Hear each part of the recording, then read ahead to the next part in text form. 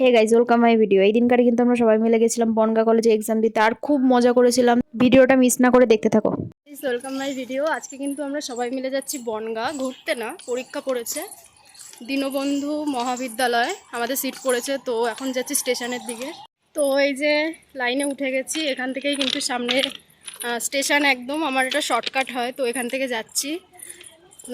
এখন 7টা সাড়ে 7টা মতো বাজে, আমাদের ট্রেন আছে 8টা 10-15-তে, তাই একটু তাড়াতাড়ি যাচ্ছি, নাহলে এরপরে ট্রেন অনেক লেট। আর বনগা থেকে দীনবন্ধু মানে যেই কলেজটা, সে কলেজটা অনেকটা দূরে, তাই হাতে একটু টাইম নিয়েই বেরিয়েছি। তো চলো, সামনে দেখা হচ্ছে।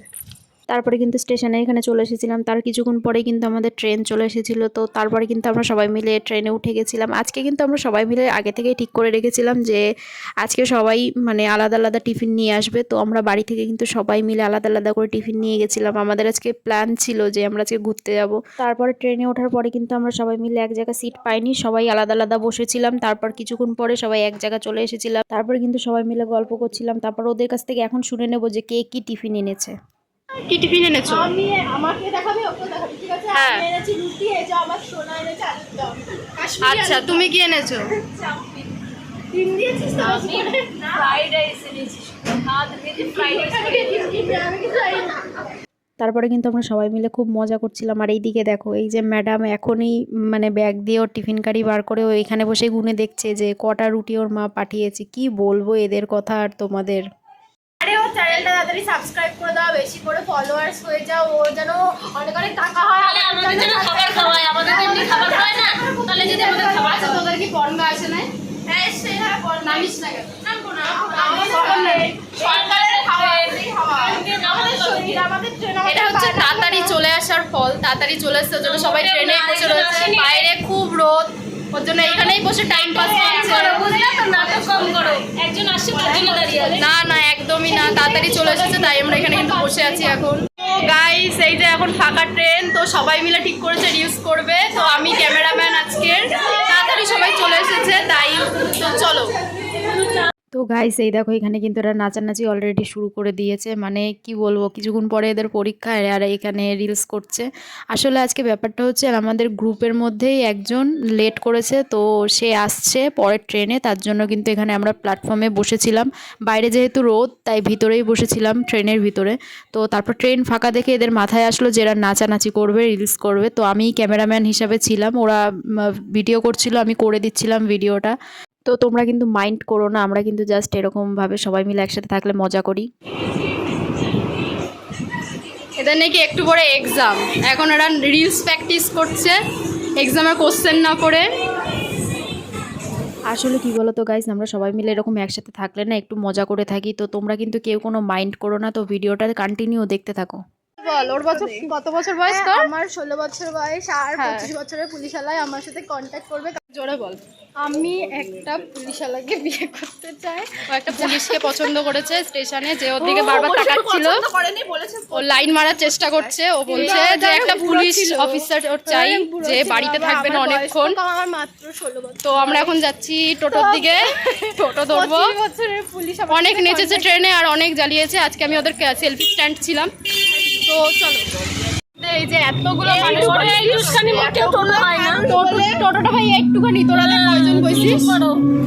আমরা কিন্তু এই যে কলেজের সামনে চলে এসেছিলাম। আর এখানে দেখো কত ভিড়, মানে এত ভিড়, যেমন ভিড় তেমন তোমার গিয়ে রোদ। তারপর কিন্তু এই যে আমি ক্লাসরুমে চলে এসেছিলাম, যে যার ক্লাসরুমে চলে গেছিলো। তো তারপরে এক্সাম শেষে আমরা কিন্তু সোজা চলে গেছিলাম স্টেশনে গিয়ে কিন্তু ট্রেনে উঠে পড়েছিলাম। আর উঠে পড়েই কিন্তু আমরা সবার টিফিন বার করে নিয়েছিলাম। আর টিফিন বার করার পরে এইখানে কাড়াকাড়ি শুরু হয়ে গেছে, তো লোকজন কিন্তু তাকিয়েই ছিল। তো আমরা কিন্তু এখানে বসে ভালো খেয়ে নিয়েছিলাম। কিছু সবটা খাইনি, মানে সবার দুটো টিফিন বক্স রেখে দিয়েছিলাম, আর বাকি সবার টিফিন বক্স বের করে খেয়ে নিয়েছিলাম। তো দেখো আমি মানে কি বলবো, এত কাড়াকাড়ি করে, এক চামচ খেতে না খেতে এ নিয়ে নেয়, ও নিয়ে নেয়। চাউমিন নিয়ে কাড়াকাড়ি করে যা ভাই, আমার আর দিলি না, আমি ঠিক করে খাইতে পারি নাই। একটুখানি খাইছি, তার মধ্যে কে যেন নিয়ে নিচ্ছে। তুই ভাই 2 হাত রেখে 1 হাত দিয়ে খা, 1 টাকা দিয়ে খা ভাই, একবারও খাইনি ভাই, এইদিকে দিয়ে কি খা খা আবার আইতে খা ভাই দাঁড়া, ভাই দাঁড়া, এবার আনি খা। ঠান্ডা দই লস্যি আছে। বাড়িতে নিজে বানাই নিজে এতটা খেয়ে কেন?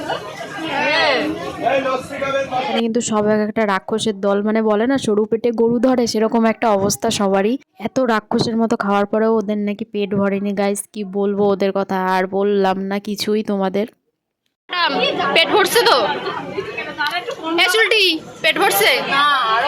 এ ওই পেট তোর ভরে নাই, ও এখনো মুখ ঠুকারেছে। এ জয়িতা পেট ভরছে? ও কোলে কিন্তু এখনো একটা টিফিন নিয়ে বসে রয়েছে, ওটা এখনো খোলা হবে। আর এই যে ও কি দিচ্ছে। তো গাইস পাশের সিটের এই লোকজনগুলো দেখো সব এইদিকে তাকিয়েছিল, আর সবাই মোটামুটি হাসছিল এদের অবস্থা দেখে। তারপর আমাদের কিন্তু সবারই খুব পা ব্যথা হয়ে গেছিলো, তো আমরা কিন্তু এখানে সবাই মিলে পা তুলে বসেছিলাম। আমাদের পরে সবাই মিলে ঠিক করেছিলাম বনগাঁ যাবো ঘুরতে, কিন্তু বনগাঁ কোথাও ঘোরার মতো জায়গা ছিল না, মানে আমাদের চেনা জানা ছিল না, তাই গোবরডাঙ্গা নামবো ঠিক করেছিলাম। তো গাইস তোমরা দেখতে থাকো।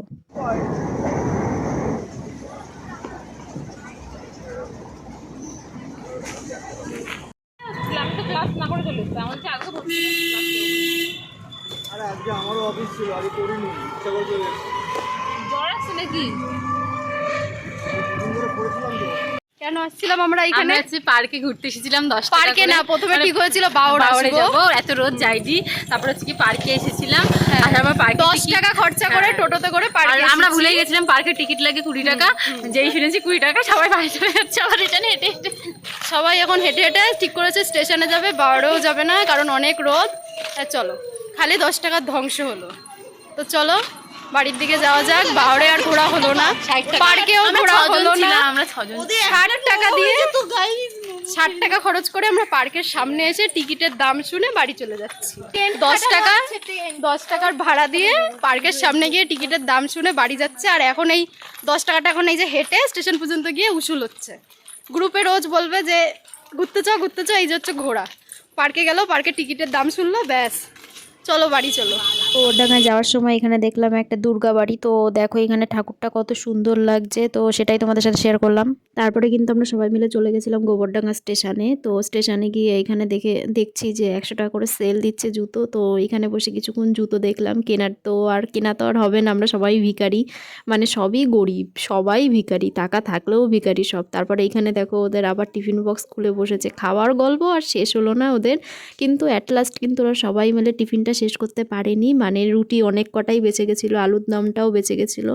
তো তারপরে কিন্তু আমরা সবাই মিলে ট্রেন এসেছিলো, তো ট্রেনে উঠে গেছিলাম। তো আজকের দিনটা কিন্তু আমরা সবাই মিলে খুবই এনজয় করেছিলাম, মানে দিনটা খুবই একটা ভালো মজাদার দিন ছিল।